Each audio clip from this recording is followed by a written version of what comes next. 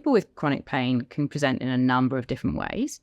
Quite often they're coming and saying they have pain, but sometimes they're presenting with other things. They're coming because they are fatigued, or they're not sleeping very well, or they're feeling down. More often than not, they present with a story that's unique in each and every kind of setting. But the things that they tend to have in common are that they've tried lots of other things, and many other things have continued to leave them with problems that they still have. And so it's confusing to the person themselves, difficult to treat. You can go down a lot of rabbit holes with treatment, chasing something that's not there.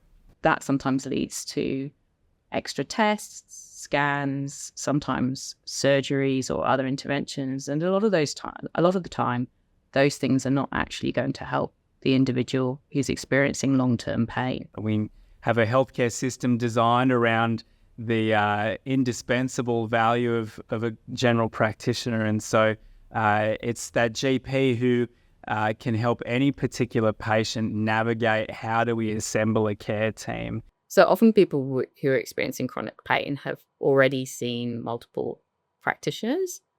They sometimes have had the experience of feeling that they haven't been believed, or they have experienced stigma related to their pain. And so the first step for me would usually be to listen and really hear somebody's story, and then try to work with them initially on establishing what their first goals are, and to build that rapport and that relationship so that you can start to make some inroads together. It is very difficult to shift patients' expectations from cure me to, I have to self-manage and I have to learn how to live with this pain. And it's up to me about how I do that. So I think it's giving people the information.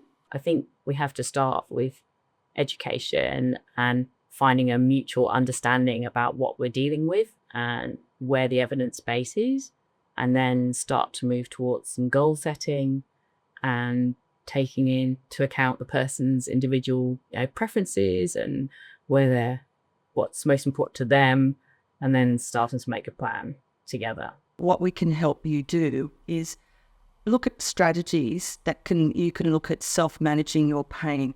So looking at activities and setting goals that individual patients can achieve so that they can actually better manage their pain. We've done some case conferencing with patients and GP with the specialist service. I've been involved with that.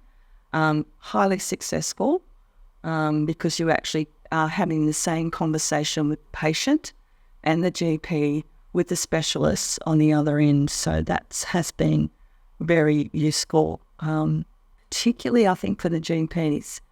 I think multidisciplinary teams are a wonderful advent in healthcare, in that if we were to consider the biopsychosocial model being almost about how do we look at this from different perspectives that aren't my own, if my health professional persuasion is one way than the other, including health professionals that are natively thinking those kinds of ways really helps us to be humble, but also participate in a whole team of care.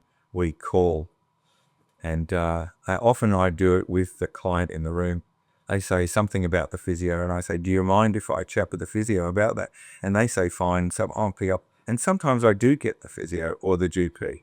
And so together we can wrap around a person and provide them with the best options. Letting someone with persistent pain be the person in control, to give them the agency that they're required to make good choices, is, I think, the most rewarding way to do healthcare with someone with persistent pain.